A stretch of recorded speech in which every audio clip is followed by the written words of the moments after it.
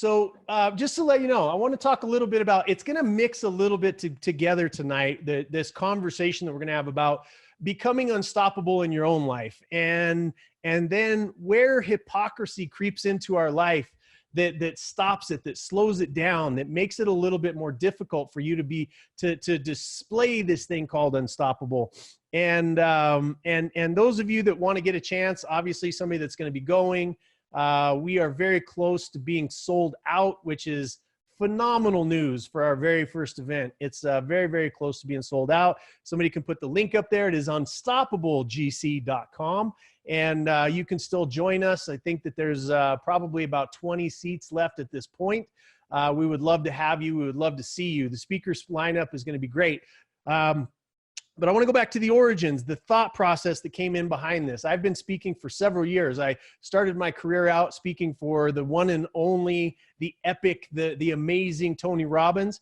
And one of the ladies that started that career, Lauren Lahav, is going to, it's full circle. Like, she got me my job, her and another buddy of mine that I love and adore, actually hired me, but she helped me get the job, and she's now going to be emceeing this event.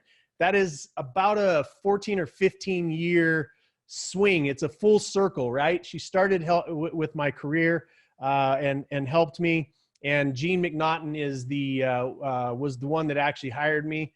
But it's amazing to me how many people are going to be on the stage, and how my relationships developed with all of them. And part of being unstoppable is making sure, for point number one is making sure that you're surrounded by those people in your life that have your best interest in mind and are the highest level capacity and capable people that you can possibly find. Okay. And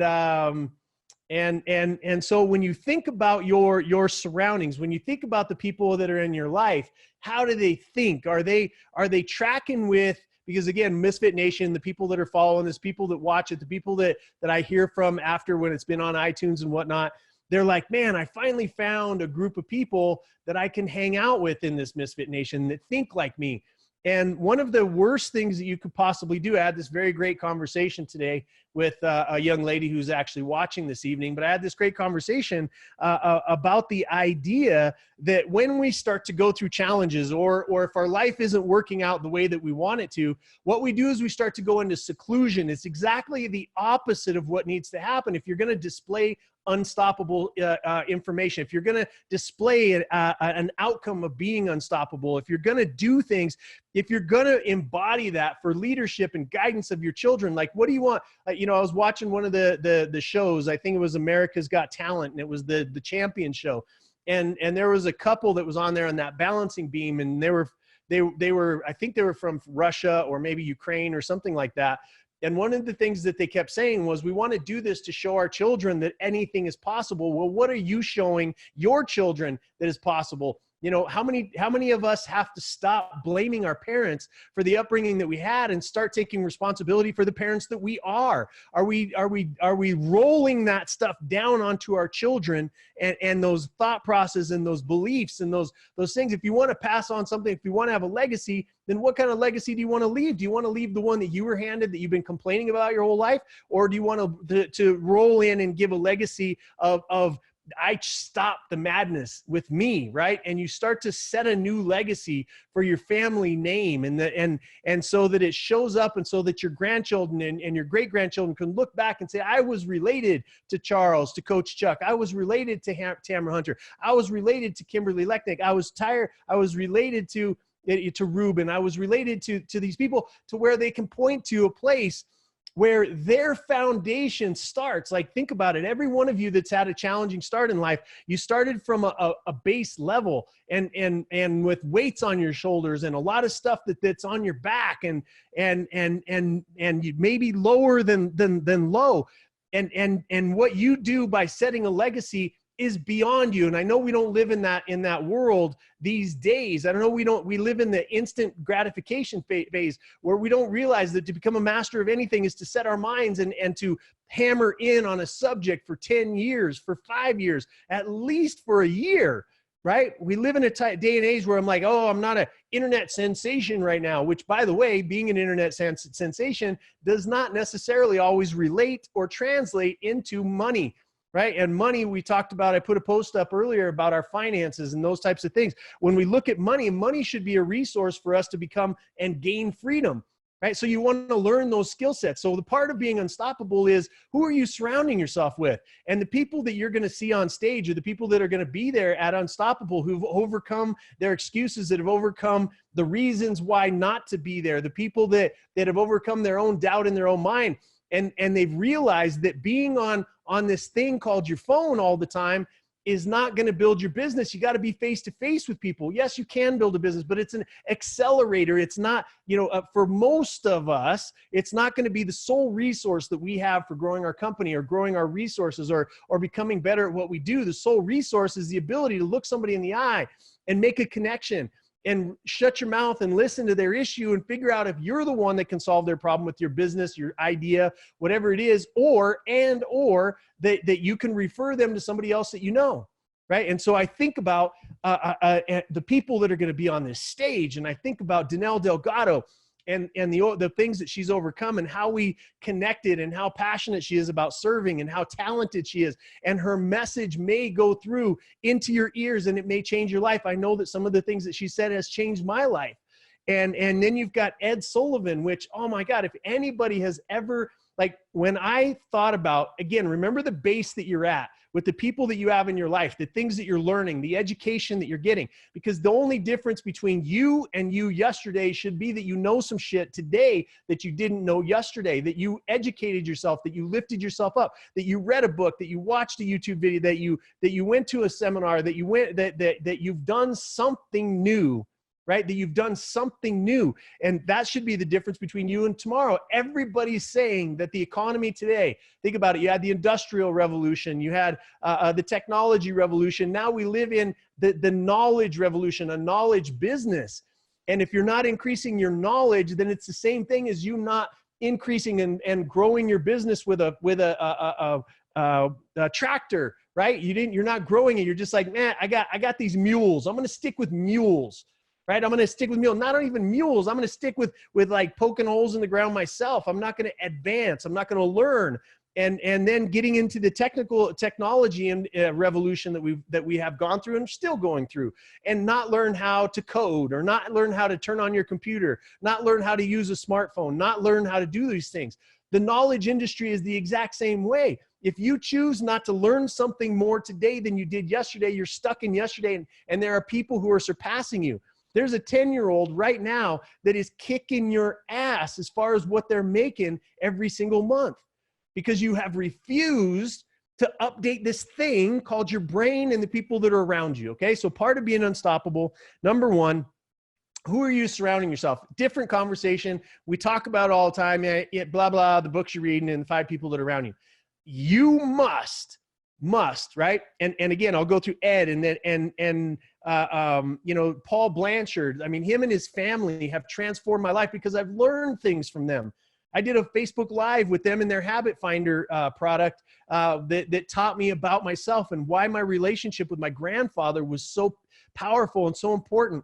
He asked me a question, or gave me a statement instead of being a dumbass and repelling people with the fact that I knew an answer that they didn't, or I disagreed with them, instead of going, you're wrong and here's why, and trying to make myself look all important or smart in front of other people. He taught me this question, right?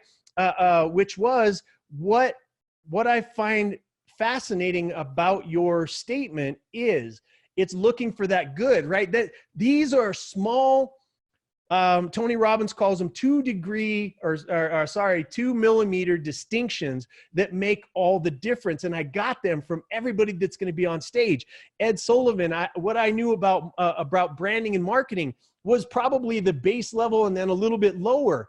And now I understand it at a much higher level. Every cloud in the background on an advertising, the outcome that you start out with, where you're targeting, who you leverage with, those types of things. Look, there was a phone conversation that happened today. There was 2 that happened today. And the people that you surround yourself with don't always, I'm not saying you got to find the wealthiest, most successful. There's people that you can learn from that are not wealthy. There's people that are dirt poor, but they have a great relationship that you can learn for. There's people that don't make any money that have great fitness and a lot of energy, right? It's just pick your poison. Right? Pick your poison and then learn, turn your mind and your brain into an absorbable, a sponge of information that drives you to do something different. The knowledge industry, the knowledge revolution that is happening right now under your noses will also pass you by if you choose not to do something new. If you choose to think that the way that you think today is the way that you should think tomorrow. You must advance. As a matter of fact, you want to get to a place you want to be expecting and looking for the beliefs that you hold in your head. You want to find the evidence, right? Evidence is real. It's concrete. You can put your hands on it. It's not an opinion that you get from MSNBC or Fox News. Evidence is clear and concise. And what it does is then it modifies your behavior. So your goal, your outcome should be, look at the information that I have in my mind right now. Look at the way that I think. Look at the things that I'm doing. And I want for a month from now or 2 months from now or 6 months from now or a year from now to look back on the way that I thought about my money, my body, my relationship, my happiness, my joy, and think, oh my God, what an idiot I was sitting there that day. And then you get passionate about it, right? It's not this thing. And I wrote a couple of notes because I wanted to stay on point tonight. But I want to stick on this particular point. Putting yourself in proximity to people who can change your life is crucial. And let me tell you who can't change your life. The person who's living in the same situation that you are. Right? That has the same fights, that's drinking the same booze, that's whining about the same stuff, that maybe lives right next door, that whatever it is, the people that make us comfortable are not the people that you want to be in proximity with. Yes, love them, be their friends, go to dinner, do those kinds of things, but force your way. This is another way for me to force my way. I'm going to have all of my favorite people. We're going to hopefully do another event in the future if this one goes well. And I've got another group of people that I would love to introduce everybody to. But this group of people, and some of them will be standards. They'll be there at every event.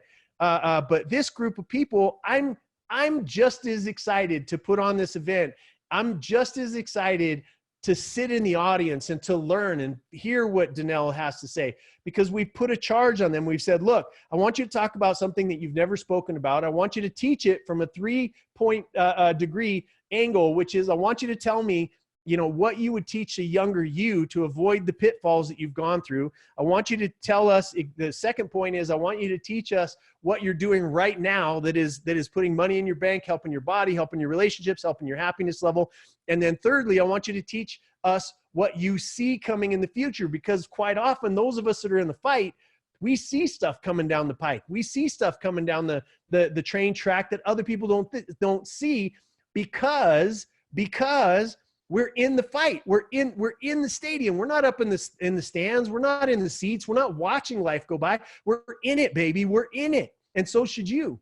So that proximity thing, man, as many times as you've heard it, it comes down to the idea that your situation is not going to change until you change your proximity to the people that are closest to you. Okay. And I don't mean leave them. That's not what I'm saying. What I'm saying is understand their place, right? And go find somebody who thinks differently than you. Go find somebody that's living the life that you choose to live, and go put yourself in their place, or in their proximity. You can do that. You're going to have 3 days at Unstoppable to sit around, Danelle. You're going to sit around for 3 days talking to not only Ed, but his wife, who I think is even smarter. I mean, this guy launched Oprah's career and did all these great things, but his wife is the producer on a lot of things that you just can't imagine the things that she's done. She's a powerhouse, and you're going to be able to sit with these people for 3 days. That's putting yourself in proximity to those humans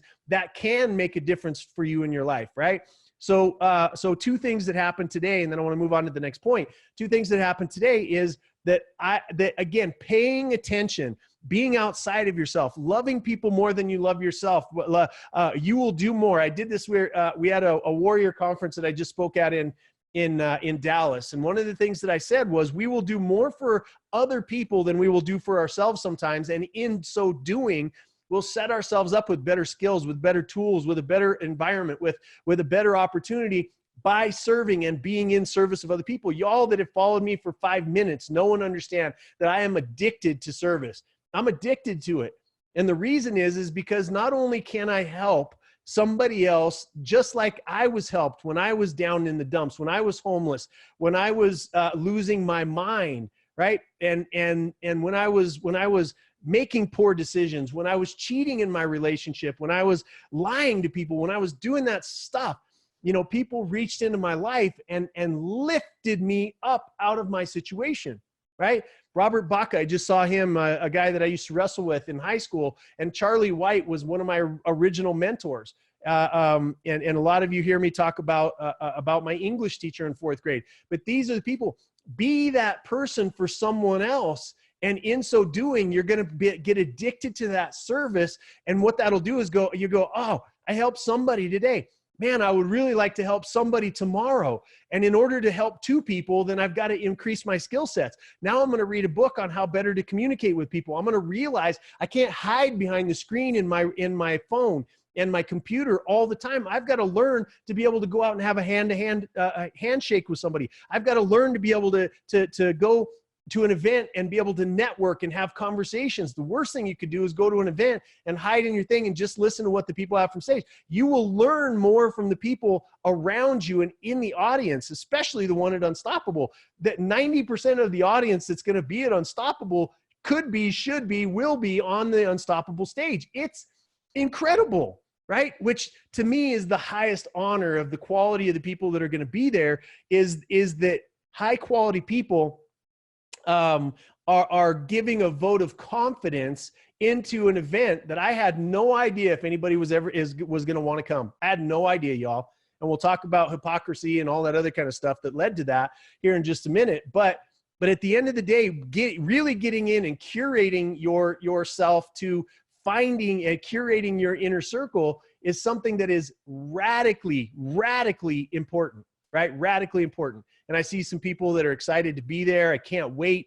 Kevin Russell, who runs the Warrior Horse Foundation for vets that are suffering from PTSD, a beautiful soul. Him and his wife are amazing human beings. They're going to be there. Just met him in Dallas, and guess what he did? He made the decision to get to Florida the very next week, right? Because of the things that he sees that can help expand his service. And I'm sorry if I'm not recognizing everybody that your names are sort of flying by, but thank you for your belief. And these are the people, and again, they're not going to be selling from stage. What they're going to be doing is giving their greatest content. And if it's in alignment with something you need, hire them, right? Hire them, pay them. Don't ask for too much for free, but you know, if they have a program, like you can't hire Ed Sullivan.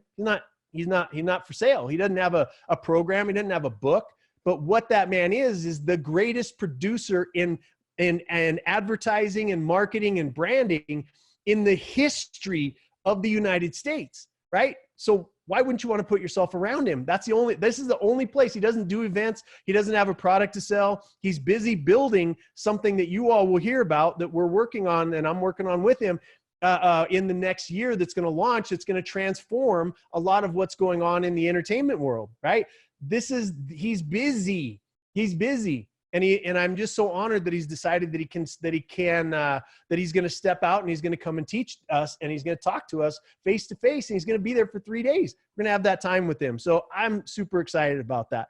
Now, the next thing, and it's kind of a 2-part, it's like an A and a B on being unstoppable. And being unstoppable means that you have to be a master of 2 things, right? And this is going to be a repeat of a conversation that I had with Carol earlier today. And the conversation is that there's a 2-part. It's an A and a B. You got to be a master of 2 things in your life if you're going to transform your behavior, if you're going to transform what you see around you, what you see inside of you, what you're thinking, what you're feeling, right? One is you got to be a master of You've got to be a master of meaning, okay? The things that have happened to you in your past. And I'm just going to cut straight to it because I don't, there's a lot of people that are addicted to their problem. They're addicted to their pain. They're addicted to their sadness. They're addicted. Look, I have been around over the course of my lifetime. I've been abused. There's been a lot of things that have been in my life that I used to lean on as I thought a strength or an excuse to be able to get out of being held responsible for the things that I was doing. It was easy to me in the moment, but it was long-term painful. And there's been people that I've met that have transformed their lives, that have been raped, that have been stolen, that have had actual racism against them, that have been beaten, that have been the worst in the world. I mean, serial traumas, people that have been in accidents, people that have had diseases that they couldn't come back from. And I've seen a lot of these people, and what they did was they took that thing or that series of things and they transformed it. They said, you know what? That happened for me, not to me. That's a Tony Robbins saying, right? That happened for me, not to me. And that means that I'm going to transform it like I did with my adopted father. That guy made me a beast. He made me strong. He made me realize that not everybody in the world gets an opportunity to be beaten down by a full-grown man and to beat into me the strength to be able to overcome all odds, that I'm still standing, that I'm still here, that he could kiss my ever-loving ass. And I'm grateful for the fact that he was my dad, because he was the exact right adopted father for me to have, for me to be able to turn into the person that I've turned in today, minus the associating or meaning saying that that thing is the one thing that broke me and made me unable to achieve the things that I want to do in my life, right? If you look at your own life, what are you leaning on that you can, an ex-husband, an ex-wife,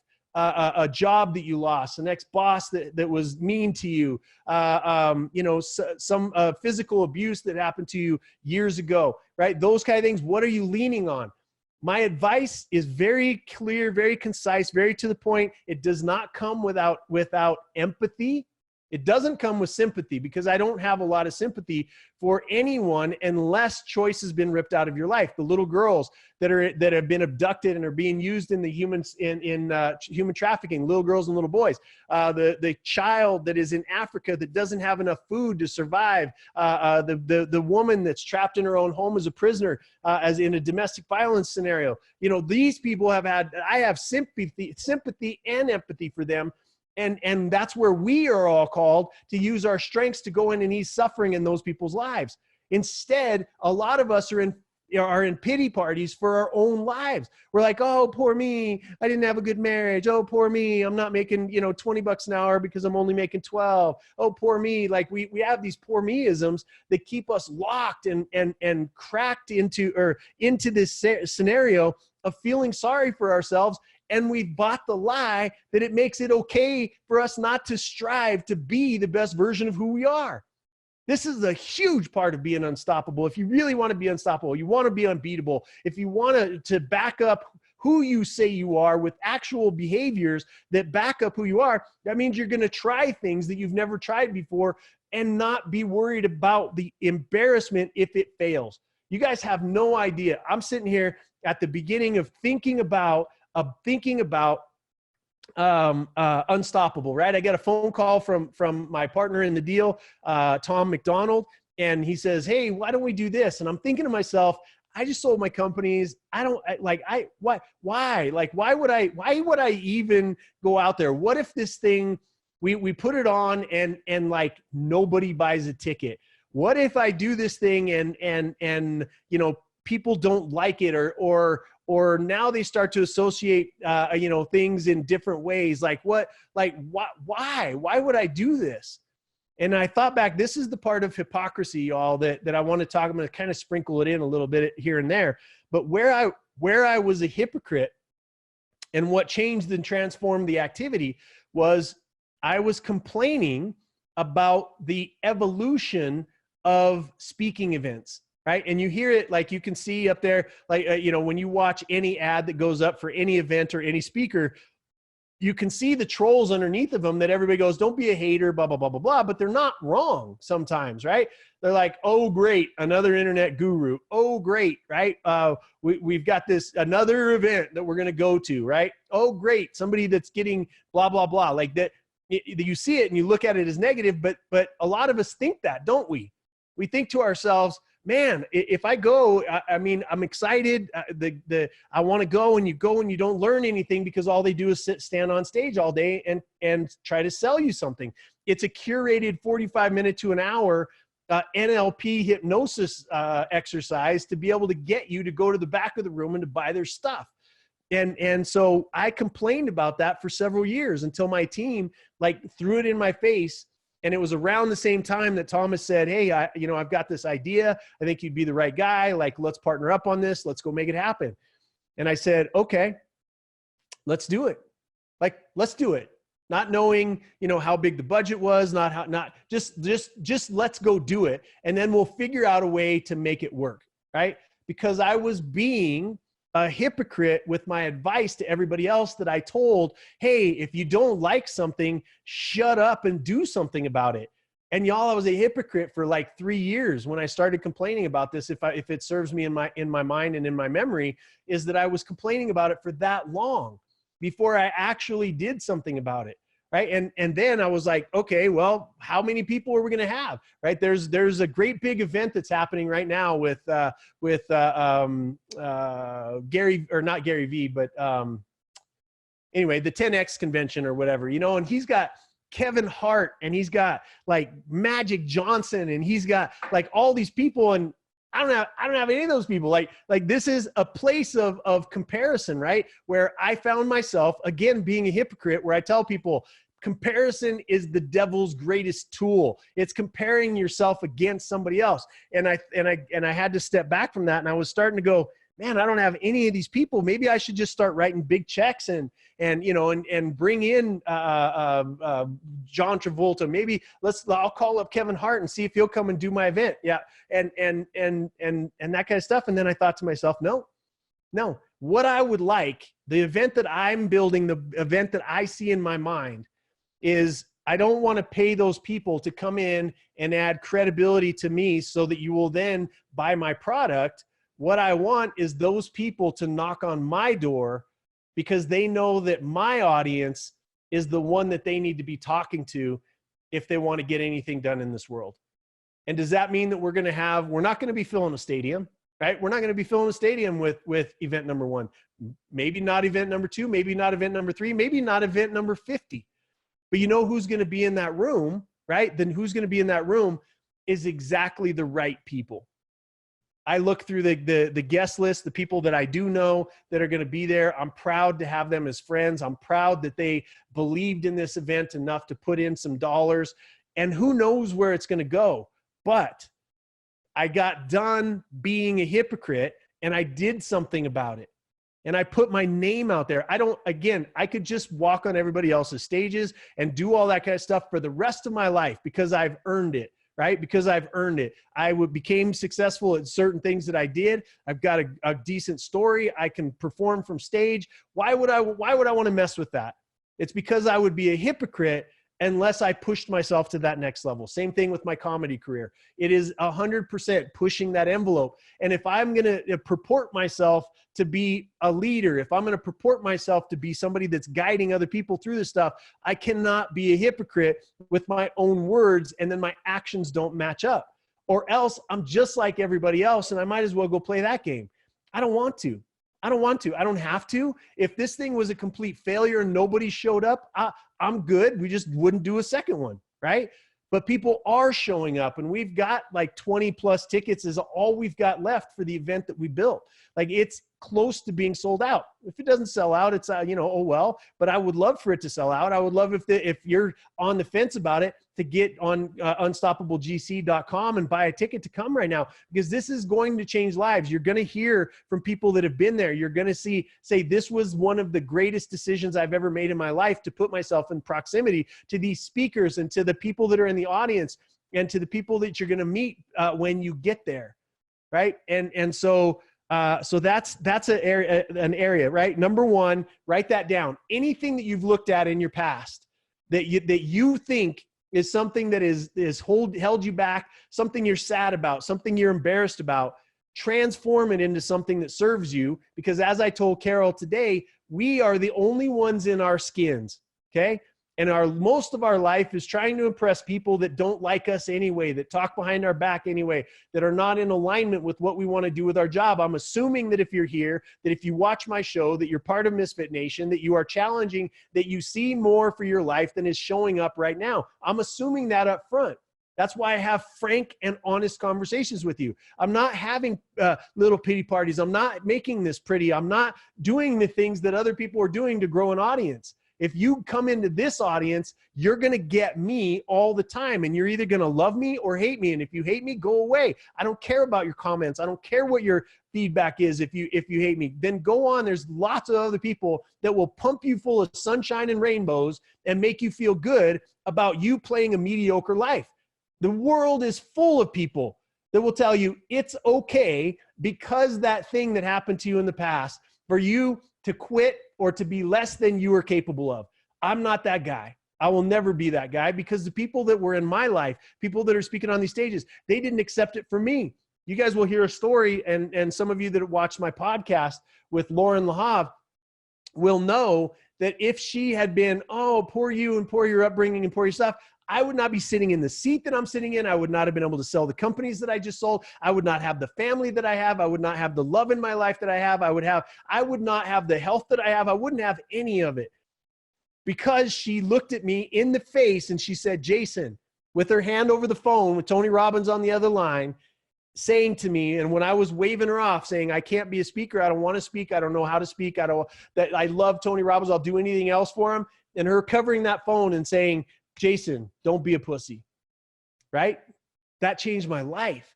That was somebody that looked into my heart and to my soul. And she did that several times in our relationship, right? And now the shoe's on the other foot, and I'm getting to push her, and she gets to be on stage at my event because she did that. She earned that spot. She earned my friendship. She earned my respect. And she's done it in every aspect of her life. And it's time for her to shine right now. And that's why I wanted her there. I want to be able to repay the kindness and the difference that she's made in my life. So all of us have to look in and say, okay, that stuff that I've been carrying around with me, I'm going to transform it. And this instant, I'm going to say that happened for me, and thank you to the person who hurt you, the person that lied to you, the person that cheated on you, the person that da-da-da-da. Second thing you're going to do is you're going to forgive yourself, and you're going to say, thank you for doing those other things, those things that ended up getting me results that I didn't really want in my life, because I wouldn't have known better, right? Forgive yourself. And then the last piece of this on becoming unstoppable, the most important piece is beginning to develop, right? And the way that I couch this, and I've talked about this in a different way a couple of maybe like 20 episodes ago, but the idea that our future, right? The future that we're looking at, I sat down and I was reminded of this exercise today when I was talking to Carol, that I sat down in the beginning of my transformation, the beginning of my turnaround, my first turnaround. And I sat down and I wrote because I'd heard something on a CD or somewhere, or maybe it was a speaker, maybe it was from, pastors or whoever it was, that said, go home and write down everything that you assumed was going to become a catastrophe. Right? The things that you thought for sure, the things that you're thinking right now are most accessible. So write them down. Like, I might lose my job. My husband might be cheating. My wife might be cheating. They might be leaving me. I might have a disease. I might have, like, all of these things that we build up in our life because we've been taught by every commercial, by every billboard, that by every incoming message that there's something wrong with us. And if there's not, then that's what's wrong with us, because there's something wrong with everybody else. Right? If you have a cold, if you're feeling down today, oh my God, you might have cancer. Oh my God, you might have fibromyalgia. Oh my God, you might have all this stuff. And so we've become this catastrophe because things are so good. We've got a great economy. We've got no war going on. We're not in fear for our own life. We're not in fear for these things.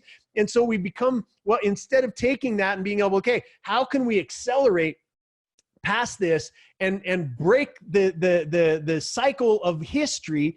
And instead of waiting for something to come along that's going to cause a war, that's going to cause a famine, that's going to cause a disease, it's going to cause all this other kind of stuff, how can we use this time to accelerate past to a place where we can develop a world that doesn't have war ever again? Because it's a stupid idea, right? Because control over another human being is never the answer. It's protecting those people and allowing them, like the most perfect document says, right? The right to pursue happiness, right? The right to pursue it, not the right to be respected, not the right for somebody not to make you feel bad, not the right. It's the right to pursue happiness.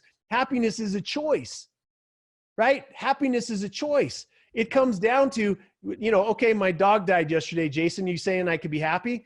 You could be happy about the life it lived, right? Yes, we're going to be in pain. Yes, we're going to be sad. Yes, we're going to miss. But at the end of the day, what state do you think that you're going to be a better producer in? Yes, experience the grieving process. Yes, do those things, but have a center of happiness, have a center of joy, have a tool and a powerful skill set to be able to transform the meaning that you give things that don't support you, right? And then the master step is all these catastrophes. As I was writing in my book, my notebook, over and over, I was just writing as fast as I could. And I wrote down all the way back from, all the things from my, the things that I used to be afraid of when I had my adopted father, whether he was going to come home and beat me, whether I was going to wake up and, to a punch to the face, or whether I was going to have to step in front of my mom, or whether I was going to catch her, have to catch her as she got thrown downstairs, or whatever it was, right? And I looked at it and I wrote that all the way up until the current day. And I looked at all of the things that I thought were going to happen, that I was mentally preparing myself for. And 90% of them turned out to be lies, right? They never happened. They didn't, if they did happen, they didn't happen at the catastrophe level that I thought it was going to happen to. Like, again, again, in my relationship, I went through a divorce and I lost my business and I ended up, living and homeless. And as I was telling Carol today, I remember getting a roof over my head. My first roof over my head was this place I had to pay cash for, and it looked like this. It was a hacienda place, but man, was I grateful to have that roof over my head, that I had the $300 to pay that month, right? And then a car that I was driving that was a piece of shit, that was the oldest version of a Honda Civic. It wasn't a Civic, but it was anyway. It was a white one, and it was a piece of crap. Everything was falling apart on the thing, but I had a vehicle. And I learned the process of being grateful. And so as I was going through this, and you go through this in your own life, this is not about me, it's about you. It's about looking over those things, changing the meaning of the things that are disempowering you and making you weak. And everybody's accepting from you that, oh my God, that bad thing happened to you, poor you. You should just stop. You want people like Lauren Lahav that looked me in the face and said, don't be a pussy, right? You want people like that in your life so that you'll show up, so that the best version of you will always show up. And then secondly, take that list of things that you're thinking is a catastrophe, that is an impending doom that's going to happen to you, and flip them and make them, if you're going to lie to yourself in a positive way. Instead of thinking that you're going to lose your house, think, you know what? A year from now, I'm going to be stepping onto my own private jet.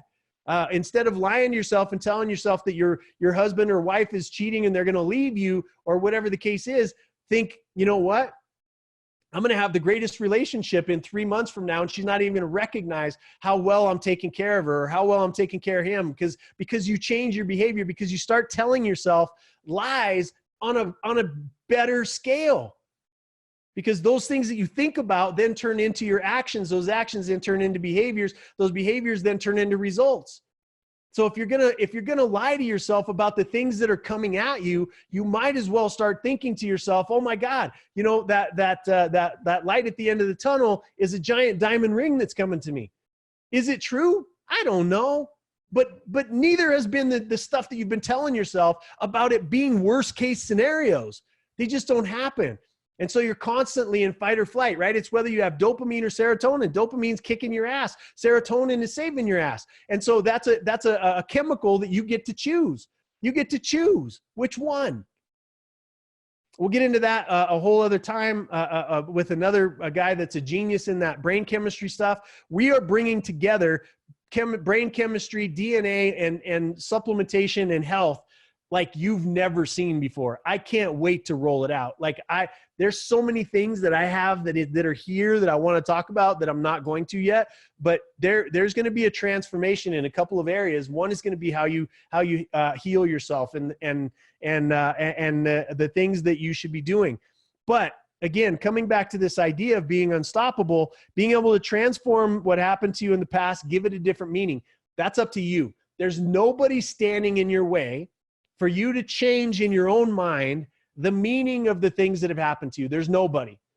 You can't blame that on Trump. You can't blame that on Obama. Okay? You can't blame that on your mama. You can't blame that on your daddy. It's you that currently in your situation, in your own mind, are choosing to believe that thing that happened to you was something that excuses you from that highest version of who you are and who you were meant to be. It's your choice, not anybody else's, for you to change the meaning and say, you know what? Yes, I was raped. And here's the benefits that came out of that. It made me incredibly, empathetic towards victims of rape. There's been people that are out there that have been treated horribly, that have been trafficked, that have then gone on to start 501c3s to change the lives of those people that are living in that situation. What would have happened if all they did was sit back and go, you know what? Guess what? This happened to me, and 99% of the world is telling you, oh my God, I feel bad for you. I do genuinely in my heart. Like it crushes me when I hear the stories that I hear. It crushes my heart. It crushes my spirit. And I'm like, oh my God, I wish I could have been there with a baseball bat to protect you, but I wasn't, right? And you weren't there in my life to protect me. And that's okay, because we're still alive and we can still turn that stuff around. That is the ultimate, okay? The ultimate fuck you to our the people in our lives that hurt us. It's the ultimate screw you, kiss my rear end, kiss my ass. It is the ultimate when you say, you know what? That thing that you think that you still have me prisoner over, that thing that you thought you were doing to me, that thing that I've been letting live rent free in my head. Thank you. I'm grateful for you. I'm grateful that it happened. And here's how it actually benefited my life.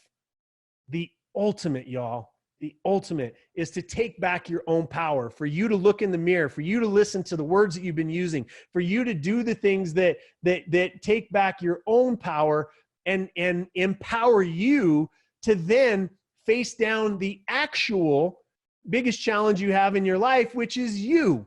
And your thought processes and your behaviors and your beliefs and your actions and the things that are the results that you're creating in your own life.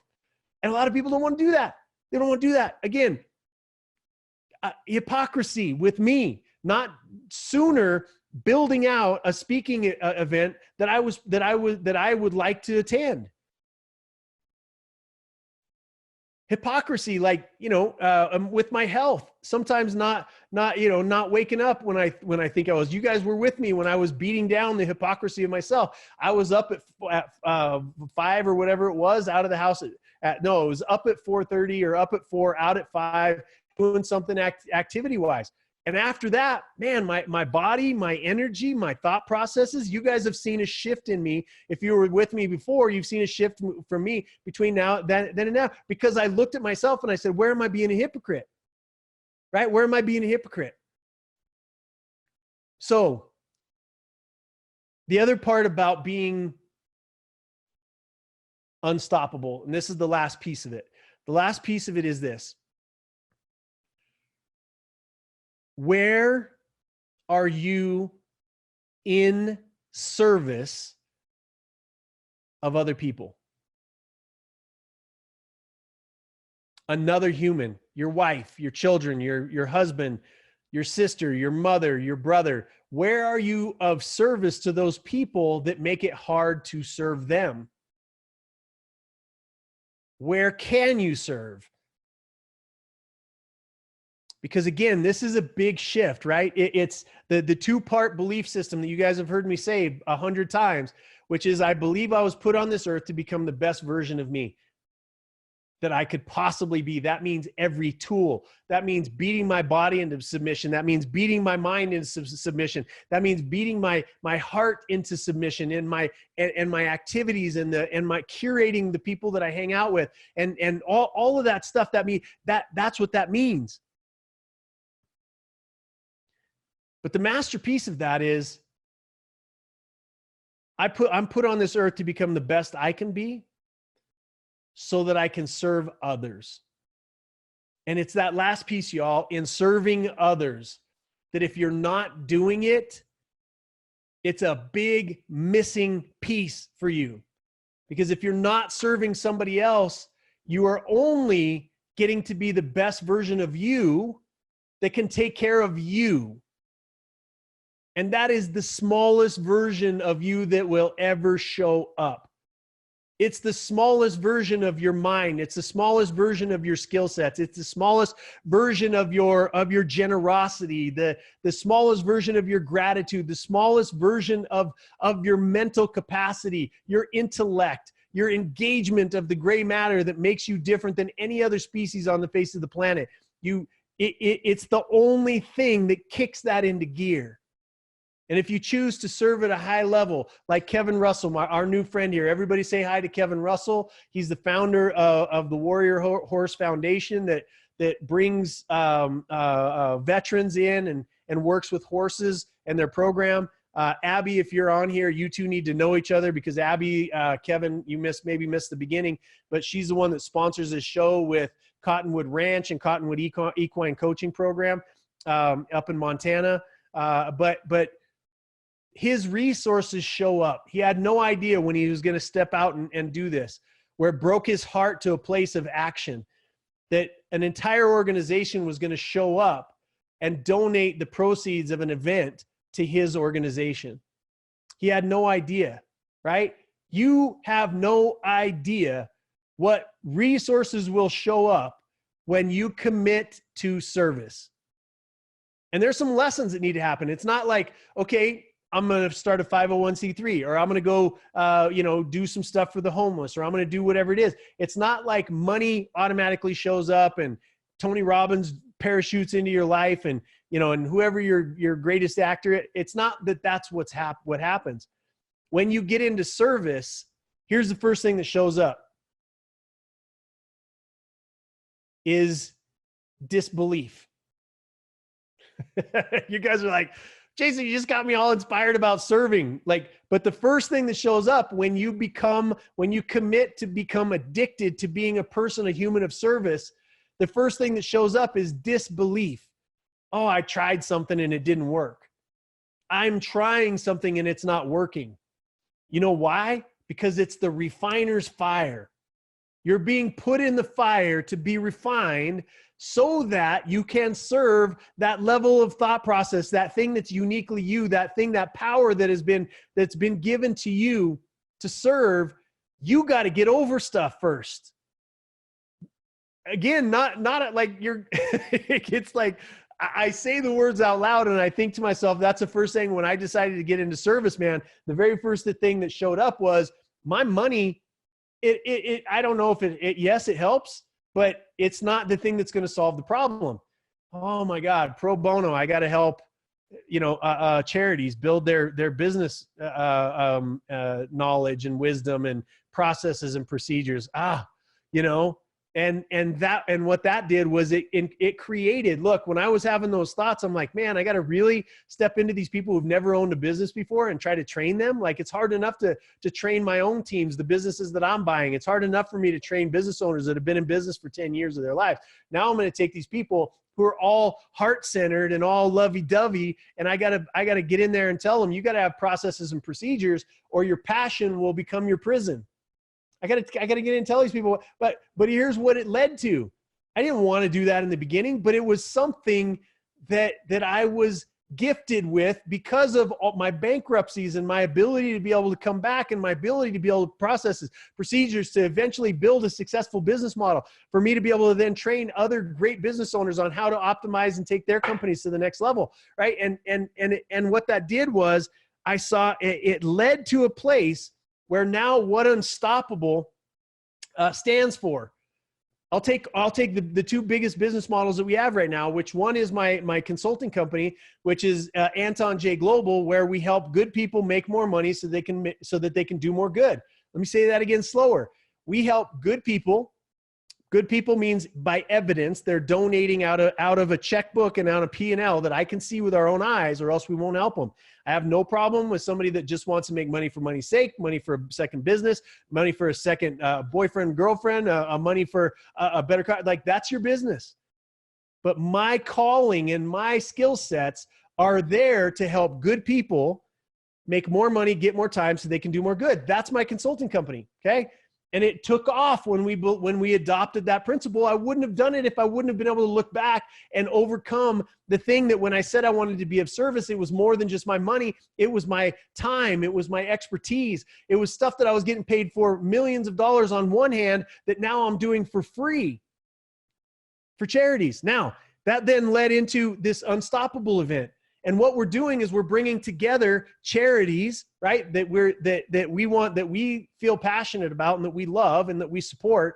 And we're putting them in the room with business owners who are in either the 12-week growth program that we built. If you can't afford to bring us in, on the consulting side or my team because I don't do much of it anymore these days.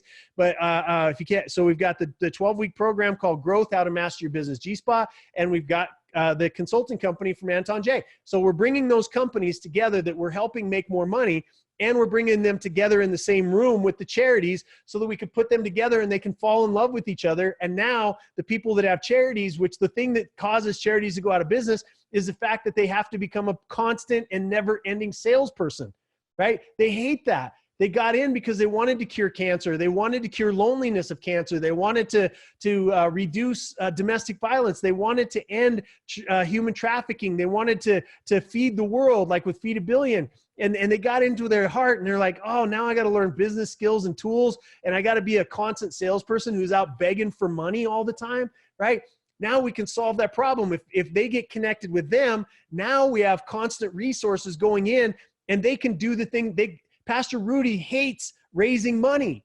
He hates it. Tamara hates raising money. She hates it, right? Not so sure about Kat. I think she might like it a little bit, but she's learned to like it. And I'm sure Kevin, it's one of the most irritating things because this guy's pure heart. And then to be able to look at somebody and go, you know what? $5 would help, right? $5 would help. It's the word. Pastor Rudy hates it the most of anything that he does. He would much rather be undercover or being in surveillance or finding little girls that have been abducted out there in the world. And so what we're doing with this entire Unstoppable business model is to bring in the greatest business minds for both charity and for-profit, and for-profit so they can make more money, for nonprofit so they can understand how to structure their organization for long-term success, and for these people to make a whole bunch more money so that they can then resource those entities. That's what this has grown into. I could not have predicted that was the arc of my life. I could not have predicted why I went bankrupt. I wouldn't have understood. I had to go through it. I had to understand it. I wouldn't have understood when I lost my relationship. I wouldn't have understood when I was getting beat by who I thought at the time was my own dad. I wouldn't have understood it then. I didn't understand it then. But because I learned to ask a better question, because I learned to paint a better picture for my future, because I committed myself to service, not only becoming the best me that I can be, and I'm constantly evolving. I've learned things about how to put an event on this cycle that I didn't know before. And the same thing goes for you. My story is just your story. You can't predict that once you put yourself in alignment and you hold yourself accountable and you do the things that we talk about on all these podcasts, right? If you just went back from podcast number 1, where I told everything about myself, all the way to this podcast, it's a series of learning experiences that helped me get where I am.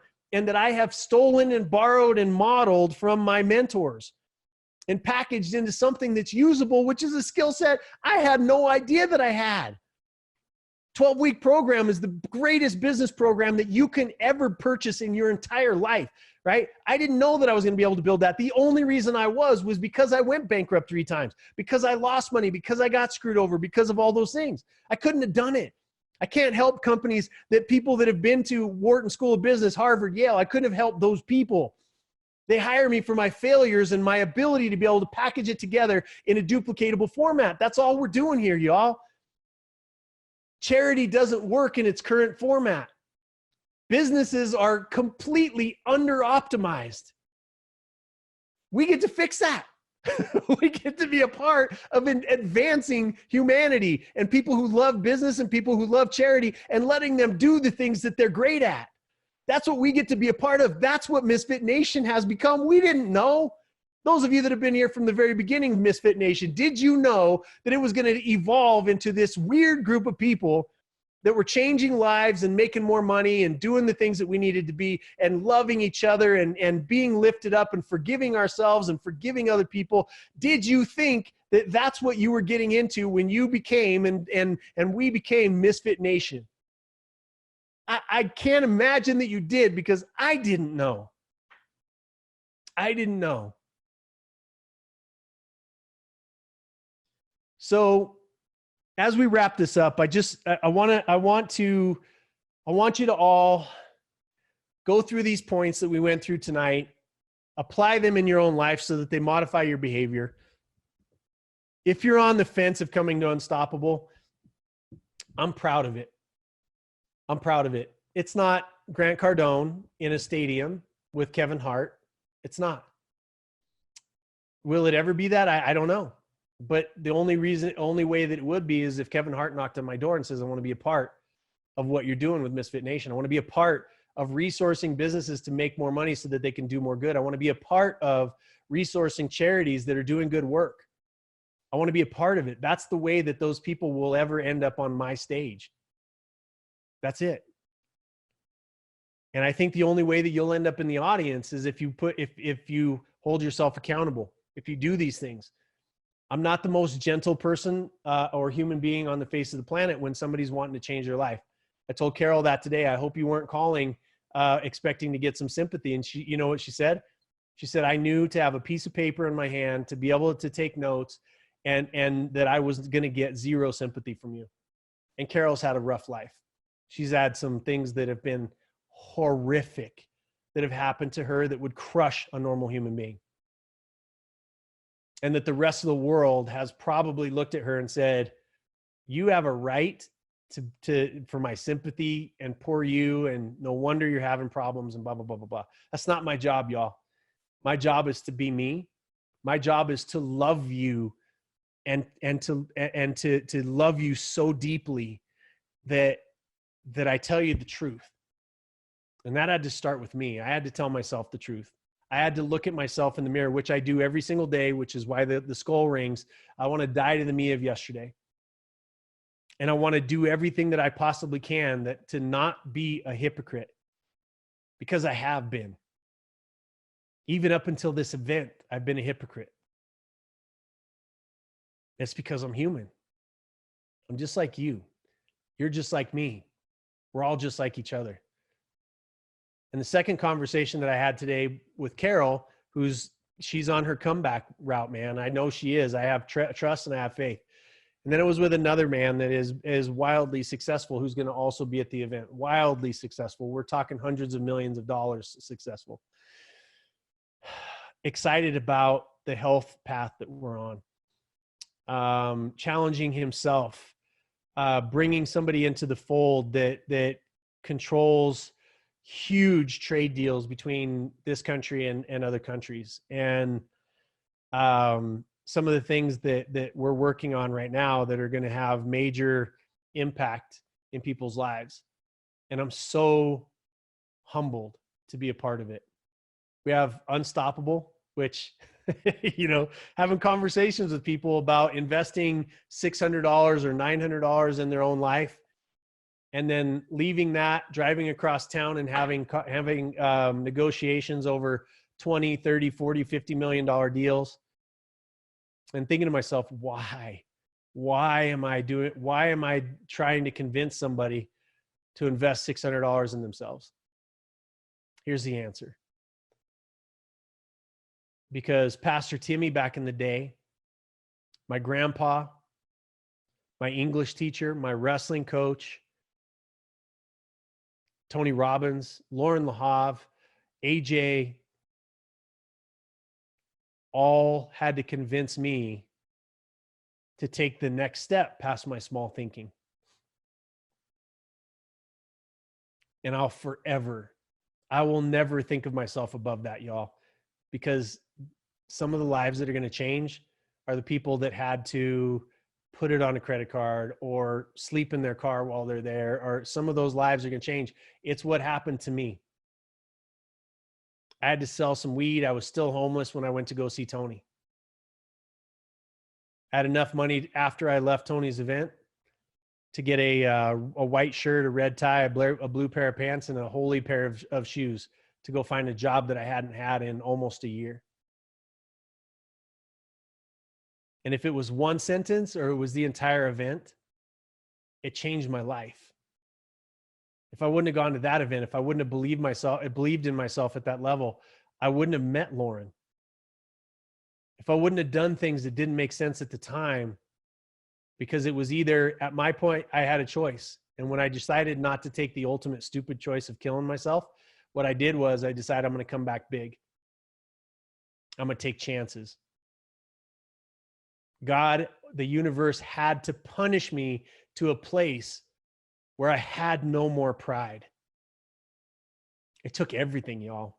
It took my family. It took my daughters out of my life. It took my business. It took my ability to earn. It took my mental capacity so far away from me that I could not read the written word because of stress, anxiety, panic attacks, and all of those kind of things. It was a scary day when I picked up a book and I couldn't read it. It humbled me to a place that very few people that have, and in a lot of Misfit Nation, you all identify with it. You've been there. Some of you are there now. And it took that beating it out of me, which I think a lot, like when I look at Pastor Rudy, they beat out the me in I think it was Darren Bebeau as well. It was Special Forces.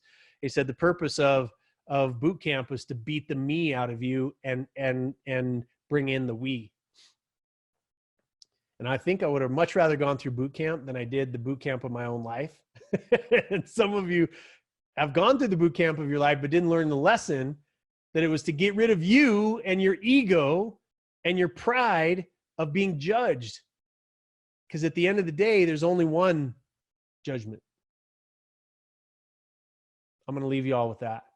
I love you all very much. Thank you for spending these shows with me. Thank you for sharing it out to the rest of the world. Welcome to the new viewers. Welcome to the new listeners that are listening to this on the podcast, on iTunes. There's a lot of you that are coming in there for whatever reason. I don't know, other than the fact that you all are sharing this. And I'm always humbled by the idea that you would share this with somebody that means something to you, that these messages would mean something to you, and that they would help you improve your life. I'm humbled by that.